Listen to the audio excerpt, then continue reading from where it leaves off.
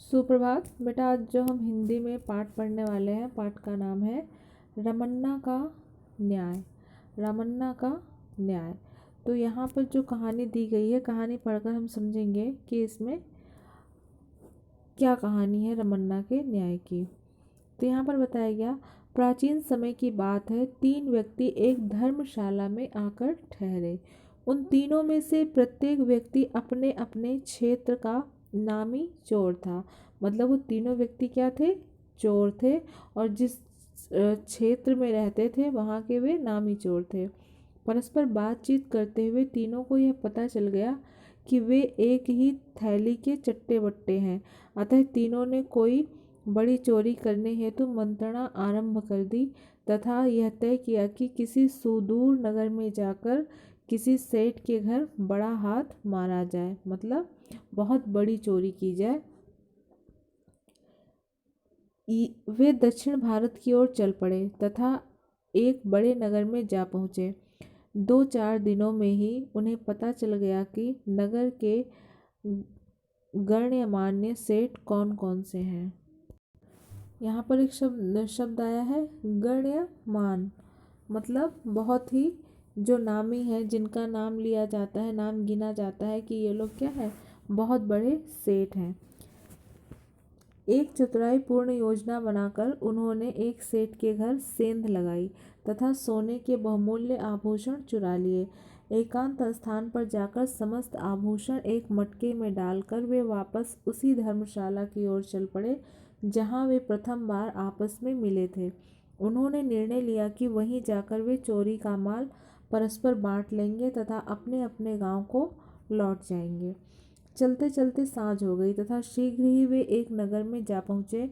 धर्मशाला अभी बहुत दूर थी, अतः उन्होंने इसी नगर में यात्री बनकर कहीं रात्रि बिताने की सोची।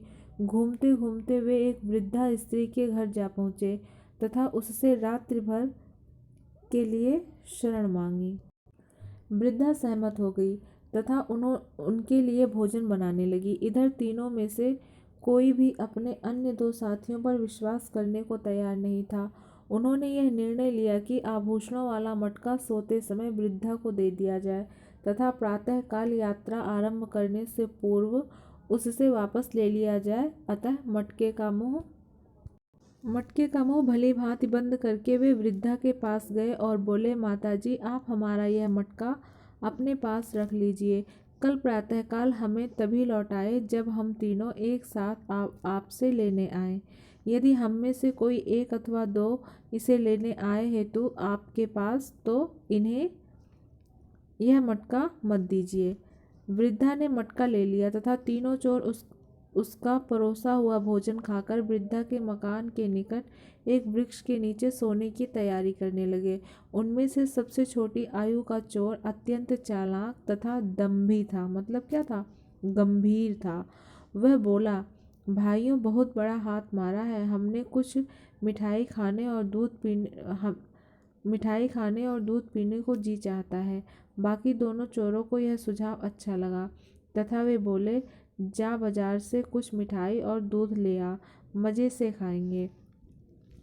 कहने का अर्थ ये है कि जब उन लोगों ने चोरी कर ली, उन चोरी करने में सफल भी हो गए, तो उन्होंने सोचा क्यों ना आज इसकी खुशी में क्या है, जश्न मनाया जाए। तो वो अपने जो खुशी किस तरह से व्यक्त करना चाहते थे, मिठाई और दूध से। ठीक है। छोटी आयु का युवा चोर यही तो चाहता था, अतः वह बाजार जाकर कुछ मिठाई और दूध ले आया। तीनों ने मिठाई खाकर दूध पी लिया। दंभी चोर ने कुछ मिठाई में बेसुध करने वाली औषधि डाल दी। ये मिठाई उसने अपने 2 साथियों को खिला दी तथा शेष शुद्ध मिठाई स्वयं खा ली थी। दवाई वाली कुछ मिठाई उसने वृद्धा को भी खिला दी। अब यहाँ पर भी क्या थी, वो जो दंभी चोर था उसने क्या करा, अपने जो तीनों चोर थे उनके साथ उसने क्या करी, उनको धोखा देने की कोशिश की। अब वो मिठाई लेकर आया, उसमें उसने बेसुध की दवा औषधि मिला दी, जिससे क्या है, ये लोग बेहोश हो जाएंगे और वह सारा धन लेकर चला जाएगा। इस तरह की क्या है, सबसे छोटे चोर ने यह योजना बना ली और उसने चोरों को खिलाने के साथ साथ उस वृद्धा औरत को भी खिला दिया। उधर वृद्धा की भी बेसुध हो चुकी थी। अतः दंभी युवक चोर ने वृद्धा के मकान में से मटका चुराया और वहां से चलता बना। प्रातःकाल शेष दोनों चोर उठे और अपने साथी को अनुपस्थित पाकर चिंतित हो उठे। उन्हें संदेह हो गया और वे भागते हुए वृद्धा के पास गए तथा उससे आभूषणों वाला मटका मांगा। मटका तो वहां था ही नहीं, वह कहाँ से देती। उसे तो यह भी पता नहीं था कि मटके में आभूषण थे। चोरों ने नगर के प्रधान के पास जाकर वृद्धा पर आभूषण हड़प लेने का आरोप लगाया। फलस्वरूप वृद्धा को पंचायत के समक्ष उपस्थित होने के लिए बुलाया गया। गांव का सरपंच बहुत न्यायप्रिय था। उसने चोरों की सारी बात सुनने के पश्चात वृद्धा को अपना पक्ष पंचायत के समक्ष रखने के लिए कहा। वृद्धा ने सारी घटना अक्षरांशः व्यक्त कर दी, मतलब जिस प्रकार से घटना जैसे जैसे हुई थी उसने क्या है उस तरह से बता दी तथा तीसरे चोर को दोषी ठहराया। परंतु दोनों चोर वृद्धा से अपना माल लौटाने की मांग पर अड़े रहे। सरपंच समझ नहीं पा रहा था कि क्या करे, अतः उसने रामन्ना नामक किशोर को बुलवाया। रामन्ना अपनी बुद्धिमत्ता के लिए ख्यात था, मतलब बहुत ही प्रसिद्ध था। उसने आकर दोनों पक्षों से सारा वृतांत सुना तो उसे समझने में तनिक भी समय ना लगा कि दंभी चोर ने मिठाई में कुछ मिलाकर अपने दोनों साथियों तथा वृद्धा को वेसुत कर दिया। परंतु वृद्धा को न्यायपूर्ण विधि से बचाने हेतु किसी सबल तर्क की आवश्यकता थी। रामन्ना ने सारी घटना पर पुनः गहनता से विचार किया तथा उसे एक उचित तथा अकाट्य युक्ति सूझ गई। रामन्ना जो था बहुत बुद्धिमान था। अब वह इस घटना पर विचार विमर्श करने लग गया और वह बहुत गंभीरता से सोचने लगा। तो उसे क्या है एक विधि सूझी जिसे क्या है उसे कोई भी झुठला नहीं सकता था। तो रामन्ना ने चोरों से पूछा, क्या तुमने वृद्धा से कहा था जब तक हम तीनों एक साथ आकर यह मटका ना मांगे तब तक इसे किसी को मत लौटाना? दोनों चोर बोले, यह सत्य है श्रीमान जी। क्या तुमने यह भी कहा था किसी एक या दो को यह मटका ना लौटाना? रामन्ना ने दूसरा प्रश्न किया। जी हाँ, दोनों चोर एक स्वर में बोले।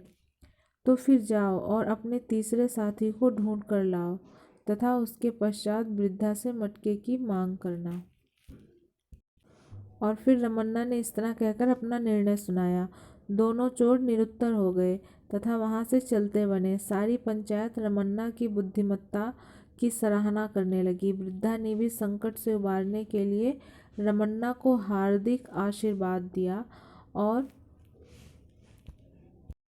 और यहाँ पर बताया गया है कि जो यह रामन्ना नाम का व्यक्ति था, बड़ा होकर विजयनगर के राजा कृष्णदेवराय का दरबारी तथा सखा बना और तेनाली राम के नाम से क्या है प्रसिद्ध हुआ। और आपने कहानी भी सुनी होगी कि तेनाली राम जो क्या थे बहुत ही बुद्धिमान थे और उन्होंने किस प्रकार अपनी बुद्धिमत्ता से उस वृद्धा स्त्री को बचाया। और इस कहानी से हमें क्या पता चलता है कि तेनालीराम जो थे बचपन से ही क्या थे बहुत ही बुद्धिमान थे, जो बड़े होकर तेनालीराम के नाम से प्रसिद्ध हुए। और यहाँ पर जो कठिन शब्दावलियाँ दी हैं बेटा, इसे आप सब पढ़ लेना और याद कर लेना, ठीक है।